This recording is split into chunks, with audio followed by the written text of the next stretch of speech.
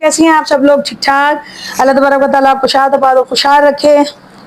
मेरा बयान खुलुक़ अज़ीम के पार्ट 2 में आपको खुशामदीद है। आइए मिलकर मोहब्बत के साथ इस मुबारक रोशन सफ़र में सब शामिल हो जाएं। अस्सलातु वस्सलामु अलैका या रसूल अल्लाह, अस्सलातु वस्सलामु अलैका या हबीब अल्लाह, अस्सलातु वस्सलामु अलैका या नबी अल्लाह व अला आलिका व सहाबिका या नूर अल्लाह। एक रोज़ मक्का मुअज़्ज़मा की मुक़द्दस गली से रहमत दो आलम शफ़ीए आज़म सल्लल्लाहु अलैहि वसल्लम गुजर रहे थे कि एक कमज़ोर और ज़ईफ़ खातून अपने घर का सारा सामान गठड़ी में बांध कर अपने दरवाजे पर बैठी इंतज़ार कर कि कोई राहगीर गुजरे और वो उसे आवाज़ दे, अपने पास बुलाए और उसकी गठड़ी उसे उठवा दी जाए और उसे उसकी मंजिल तक पहुंचा दिया जाए। चुनाचे अचानक आपका गुजर उसके मकान के करीब से हुआ तो उसने आप सल्लल्लाहु अलैहि वसल्लम को आवाज़ दे दी। जब आप उसके पास पहुंचे तो उसने कहा, बेटा ये ज़रा गठरी तो उठाकर मेरे सर पर रखवा दो। आपने पूछा, अम्मा अपने असबाब को लेकर आप कहाँ जा रही हैं? घर क्यों छोड़ रही हैं? किसी के घर जा रही हैं, अपना घर छोड़ रही हैं? तो सरीफा ने क्या कहा, कहने लगी, बेटे मैंने सुना यहाँ एक जादूगर आ गया है, बस एक दफ़ा उसको कोई देख ले ना, देख ले बस, तौबा तौबा नौज़ुबिल्लाह मिन ज़ालिक। बस वो अजीब सी एक कैफियत पैदा हो जाती है बेटे, वो बंदा बस उसको देखता है ना तो वो नफरत का समा हो जाता है, कोई अजीब सी कैफियत होती है। और हाँ, वो बड़े बड़े इल्म वाले अक्ल वाले उसके आगे खड़े, इतना बड़ा वो जादूगर है, उसके आगे ना बड़े बड़े इल्म वाले अक्ल वाले बिल्कुल हार जाते। और बेटे मैंने सुना है उसको देखकर तो पत्थर भी कलमा पढ़ने लग जाते हैं उसका। प्यारे आका सल्लल्लाहु अलैहि वसल्लम, इतनी गुफ्तगू सुनकर कोई गुस्सा नहीं, सदके जाऊं, इन्नका लअला खुलुक़िन अज़ीम। उस औरत से कहा कि अम्मा फिक्र न करें, आप आगे बताएं। कहने लगे, बेटे उसके डर से शहर मक्का छोड़ रही हूँ, उसके डर से, इसलिए कहीं उसकी नज़र मुझ पर पड़ गई तो मैं तो बर्बाद हो जाऊंगी। कहीं ऐसा ना हो कि मुझ पर उसकी नज़र पड़े और मैं अपने बाप दादा का दीन ही छोड़ बैठूं। मैं बे औलाद हूँ, कमज़ोर हूँ, बेसहारा हूँ। आज अगर मेरा कोई बेटा होता तो मेरा बोझ ही उठा देता, साथ चलता। बहरहाल नबी करीम सल्लल्लाहु अलैहि वसल्लम ने उसकी गुफ्तगू को सुना और किसी किस्म की नागवारी का इजहार नहीं फरमाया, बल्कि मुस्कुरा कर फरमाया, अम्मा अगर तेरा कोई बोझ उठाने वाला नहीं तो क्या हुआ, अम्मा मैं तो हूं ना तेरा बोझ उठाने वाला, तू फिक्र ना कर। अल्लाह सरवरे दो आलम रसूल अकरम सल्लल्लाहु अलैहि वसल्लम ने दुखी औरत की बात सुनी और बेसहारा उस औरत को मेरे आका सल्लल्लाहु अलैहि वसल्लम ने क्या फरमाया, अम्मा तू बेसहारा है, बेआसरा है। तो आपने उसकी गठरी को अपने सरे मुबारक पर उठाया, साथ हो लिए, फरमाया, अम्मा चलो आगे आगे चलो ताकि मैं तुझे मंजिल मकसूद तक पहुंचाऊं। ज़ईफ़ा बेसहारा आगे आगे चली, बेसहारों का सहारा उसके पीछे पीछे, अगे अगे माई ते पीछे पीछे रब दा माई। हाय फिर महराज शाह बोलड़ा शरीफ वाले की आंदे ने, कोई मिसल न ढोलन दी, चुप कर मेरे अली, इत जान बोलन दी। कुर्बान जाऊं नबियों के सरदार पर, उम्मत के गमखार पर, कायनात के ताजदार पर, अहमद मुख्तार पर। है शायर क्या कहता है, ए हलीमा भेद खुला नहीं, ये मकाम चूनो चरा नहीं, तू खुदा से पूछ वो कौन थे, तेरी बकरियां जो चरा गए। बहरहाल नादार माई आगे आगे चलती रही और सरवरे कायनात फख्र मौजूदात सल्लल्लाहु अलैहि वसल्लम उसके पीछे साथ साथ चलते गए। रास्ते में आप उसकी दिलजोई भी कर रहे थे, मीठी मीठी बातें करते गए। जब वो ज़ईफ़ा अपनी मंजिल मकसूद तक पहुंची तो आपने उसकी गठरी सर से उतार कर उसके हवाले फरमाई, इजाज़त ली कि मैं वहां से रुखसत होता हूँ। तो उस बूढ़ी औरत ने आपको फौरन आवाज़ दी, कहने लगी, बेटा तूने मेरे साथ इतना बड़ा एहसान किया है जिसका बदल मैं तुझे दे ही नहीं सकती। बेटा तो मुझे बहुत अच्छा लगा है, तेरा चेहरा कितना हसीन है, तेरा इखलाक कितना ज़बरदस्त, कितना आला इखलाक है तेरा। تو نے مجھ غریب سے جو ہمدردی کی ہے میں اس کا صلہ پیش کروں؟ بس میں نے تجھے اس لیے بلایا تاکہ میں تیرے ساتھ بھی بھلائی کر سکوں۔ اماں بولیے میرے ساتھ کیا بھلائی کریں گی؟ بیٹا جس جادوگر سے تو نے مجھے بچایا اور مجھے مکہ چھوڑا ہے اور مجھے یہاں تک لایا، بیٹے تو بھی اس جادوگر سے بچنا، کہیں اس کی نظر تمہارے چاند سے چہرے پر نہ پڑ جائے۔ مائی کی نصیحت سنی تو میرے آقا بجائے غصہ ہونے کے مسکرا دیے۔ حضور صلی اللہ علیہ وسلم نے مائی کی نصیحت سن کر مسکراتے ہوئے فرمایا، اے اماں لوگ جسے جادوگر کہتے ہیں وہ میں ہی تو ہوں، اور میرا ہی نام ہے محمد صلی اللہ علیہ وسلم۔ اس ضعیفہ نے جب یہ سنا تو آپ کے اخلاق کو دیکھ کر مسلمان ہو گئی، گالیاں سن کے بھی مسکرانا رہا۔ اللہ اللہ نبی پاک دا حوصلہ ویریاں لئی چدراں وشاندا رہا۔ ایک روز نبی کریم صلی اللہ علیہ وسلم صحن کعبہ میں اللہ پاک کی عبادت میں مصروف تھے۔ دوران نماز ابو جہل لعین نے ایک طرف سے چھپ کر آپ کے سجدے میں جانے کا انتظار کرنے لگا۔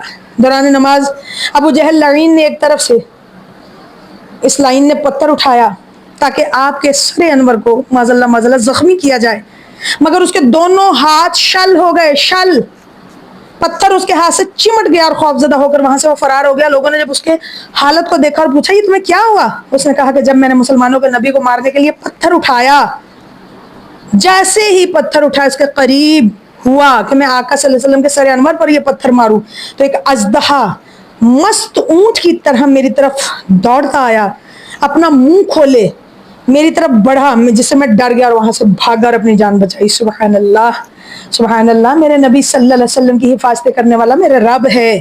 روایت ہے کہ وہ پتھر جو حضور صلی اللہ علیہ وسلم کو مارنے کے لیے اس لائن نے اٹھایا تھا وہ اس کے ہاتھ کے ساتھ جڑ گیا اور ہر چند کوشش کرنے کے باوجود ہاتھ سے الگ نہ ہوا۔ چنانچہ اب ابو جہل لعین مردود مکار فریبی اس کو پھر مجبور ہو کر میرے پیارے آقا کی بارگاہ میں حاضر ہونا پڑا، عاجزی کرنے لگا۔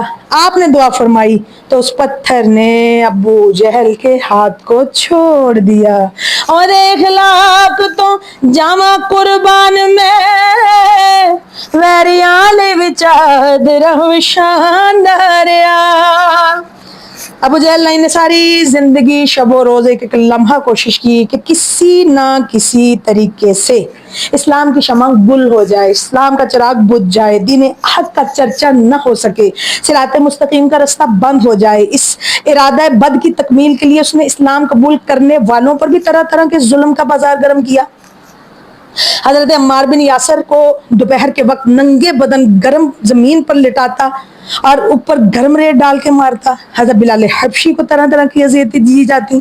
اس عاشق صادق کو زمین پر لٹا کر بدن پر گرم پتھر رکھ کر ان کے گلے میں رسی ڈال کر گلیوں میں گھسیٹتے۔ غلامان مصطفیٰ صلی اللہ علیہ وسلم کو جو اذیتیں تکلیفیں دی گئی ان کو بیان کرنے کی زبان میں طاقت نہیں، قلم ان مصائب کو تحریر نہیں کر سکتا۔ مشرکین مکہ نے صرف اسلام قبول کرنے والوں کو تختہ مشق بنانے کے ساتھ ساتھ ہادی اسلام علیہ السلام میرے آقا صلی اللہ علیہ وسلم کو بھی طرح طرح کی اذیتیں پہنچائیں۔ آپ کو جادوگر، ساحر، کاہن، مجنوں، معذاللہ پتہ نہیں کیا کیا کہا اور آپ کے راستے میں کانٹے بچھاتے گئے۔ آپ پر کئی مرتبہ سنگباری کی گئی، پتھر برسائے گئے، جس سے آپ کا رخ ناظرین خون سے تر تر ہوتا گیا۔ پر فانوس بن کے جس کی حفاظت ہوا کرے وہ شمع کب بجھے جسے روشن خدا کرے۔ نور خدا ہے کفر کی حرکت پہ خندزن، پھونکوں سے یہ چراغ بجھایا نہ جائے گا۔ سبحان اللہ۔ اللہ کیا فرماتا ہے؟ اللہ تبارک و تعالیٰ اس نور حق کی عظمت سے بلندی کو قرآن میں یوں فرماتا ہے، یریدون لیطفئوا نور اللہ بافواہہم واللہ متم نورہ ولو کرہ الکافرون۔ وہ چاہتے ہیں کہ اللہ کے نور کو اپنے منہوں سے بجھا ڈالے، اپنی پھونکوں سے بجھا ڈالے۔ اللہ کو اپنا نور پورا کرنا ہے، خواہ کافر برا منائے۔ ابو جہل لعین نے جتنے بھی منصوبے اسلام کو مٹانے کے لیے بنائے وہ تمام ناکام ہوئے۔ حبیب یمنی بادشاہ کو بلایا کہ وہ مکہ میں آئے اور پیارے آقا کو تبلیغ حق سے منع کرے، مگر حبیب یمنی نے جب ہادی برحق رہبر اعظم صلی اللہ علیہ وسلم سے ملاقات کی تو اعجاز نبوت شان رسالت دیکھتے ہی مسلمان ہو گیا۔ سبحان اللہ۔ عتبہ دربار رسالت میں گیا، وہ بھی ناکام و نامراد لوٹا۔ سیدنا عمر فاروق اعظم کو حضور صلی اللہ علیہ وسلم کی بارگاہ میں بھیجا گیا، وہ سر لانے کی بجائے سر پیارے آقا کے قدموں میں اپنا سر رکھ کر مسلمان ہو گئے۔ آخر ابو جہل ان کو ایک اور ترکیب سوجی، اس نے اپنے ہم نواؤں ساتھی مشرکوں کو جمع کیا اور ان سے کہا کہ آپ کے راستے میں کنواں کھود دیا جائے۔ جب کنواں تیار ہو گیا تو اس پر گھاس پھوس کی کمزور چھت ڈال دی، تھوڑی تھوڑی سی مٹی بچھا دی تاکہ یوں لگے زمین ہے، اور پھر اس ظالم نے اپنے غلاموں کو حکم دیا کہ تم کنویں کے قریب چھپ کر بیٹھ جانا، جب مسلمانوں کے نبی کا یہاں سے گزر ہو تو وہ کنویں میں گر جائیں گے، تم جلدی سے ان پر مٹی پتھر یہ سب ڈال دینا، معاذ اللہ معاذ اللہ ثم معاذ اللہ۔ چنانچہ جب حضور صلی اللہ علیہ وسلم کا ادھر سے گزر ہونے لگا تو جبرائیل علیہ السلام نے حاضر خدمت ہو کر سلام پیش کی، کہا یا رسول اللہ صلی اللہ علیہ وسلم یہ راستہ اس سے بالکل مت گزریے گا، اس لیے کہ ادھر ابو جہل لائن نے کنواں کھدوا رکھا ہے۔ آپ واپس ہو گئے۔ ابو جہل کو جب آپ کی واپسی کا علم ہوا، آپ کے پیچھے بھاگتا ہوا دوڑا۔ ابو جہل جب دوڑا تو دھوکہ دے رہا تھا، دینے کی کوشش کر رہا تھا، مگر اس کنویں سے خود ہی گزر گیا، بھول گیا کہ یہ کنواں میں نے ہی کھدوایا ہے، تو بھول کر خود ہی اس میں گر گیا۔ اس کے غلاموں نے جب یہ صورتحال دیکھی تو پوچھا ابو جہل آپ کو کیا ہوا، اب کیا کیا جائے؟ اس نے کہا کہ کوئی رسی لاؤ، جلدی کرو، مجھے نکالو، رسی لٹکاؤ۔ چنانچہ ابو جہل کو کنویں سے باہر نکالنے کے لیے رسی لٹکائی گئی، لیکن یہ کیا، رسی کنویں میں نیچا کرتے کنواں اتنا ہی اونچا ہو جاتا، رسی جتنی نیچے کرتے کنواں اتنا ہی اونچا ہو جاتا۔ اللہ اکبر! ابو جہل کے لیے باہر نکلنا دشوار بلکہ ناممکن ہو گیا، بالکل ناممکن۔ سبحان اللہ سبحان اللہ، اللہ اکبر!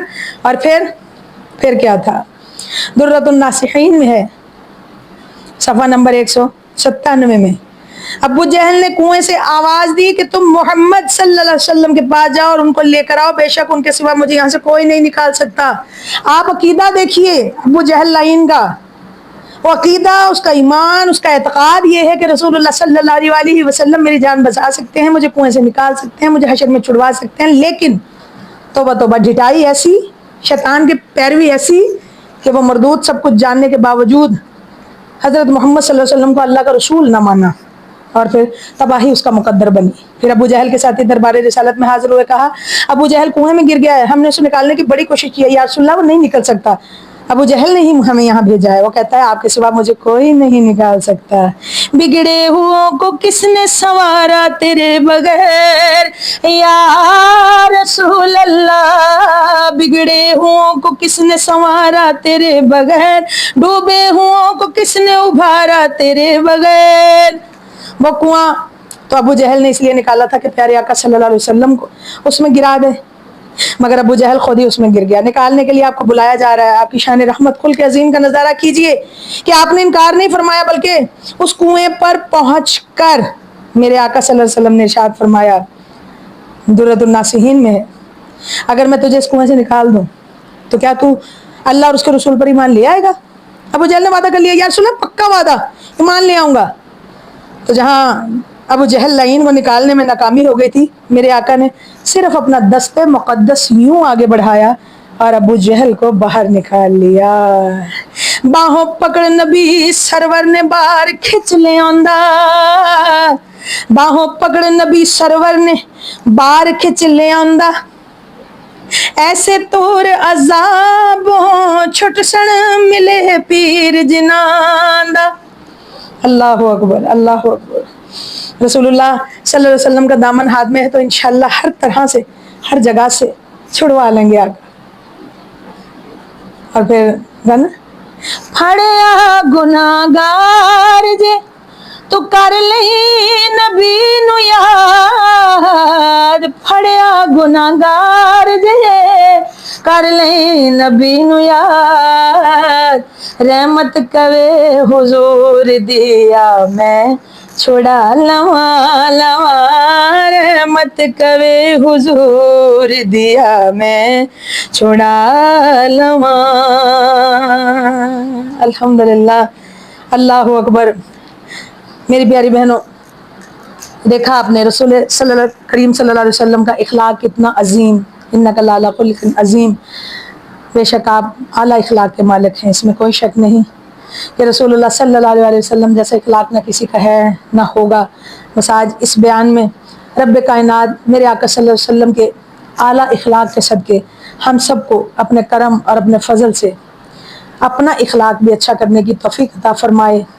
ہمارے اندر بھی وہ عادات آ جائے کہ ہم سے کوئی زیادتی کر جائے اور ہم حق پر ہونے کے باوجود اسے معاف کر دیں. اللہ یہ والا جذبہ عطا کر دے. اپنے دلوں کی میل کچیل صاف کر دیجیے. اپنے دشمنوں کو معاف کر دیجیے. کیونکہ رسول اللہ صلی اللہ علیہ وسلم فرماتے ہیں اللہ کی کائنات میں جتنا میں ستایا گیا کوئی نہیں ستایا گیا. اللہ اکبر. ہمارے غم تو رسول اللہ صلی اللہ علیہ وسلم کے سامنے بہت چھوٹے، لیکن ہم تھوڑے تھوڑے غموں پر ناشکری شروع کر دیتے ہیں. دعا ہے کہ رب کائنات ہمیں صبر و شکر کا پیکر بنائے، اور پروردگار جو تو نے ہمیں دیا ہے اس پر راضی رہنے کی ہمیں توفیق عطا فرما. جو بیان سنا ہے اے رب کائنات ہمیں بھی اپنے اخلاق سنوارنے کی توفیق عطا کر، اور تو اپنی رحمت سے اپنی رحمت کا ایک چھیٹا ہم پر مار. اللہ اپنے کرم اور اپنے فضل سے میرے والدین، میرے یہ دیکھنے والے، ان کے احباب، تمام امت مسلمہ کی اپنی جناب سے بے حساب مغفرت و بخشش فرما. اور رسول اللہ صلی اللہ علیہ وسلم کا ودھا والا مکھڑا بھی دکھا، اور موت آئے تو تیری رحمت کرم فضل سے جمعے کے دن رمضان کے مہینے میں روزے کی حالت میں مدینہ منورہ میں ریاض الجنہ میں سجدے میں سیر طاف کی حالت کلمہ پڑھتے ہوئے ودھا والا مکھڑا دیکھتے ہوئے ہو تھوڑی سی جگہ جنت البقیع میں عطا فرما دینا. ارحم الراحمین کر دے ہمارا بیڑا پار. پوری دنیا پر مسلمانوں پر تیری رحمتوں کا نزول. آمین بجاہ نبی الامین صلی اللہ علیہ وسلم. السلام علیکم ورحمۃ اللہ وبرکاتہ.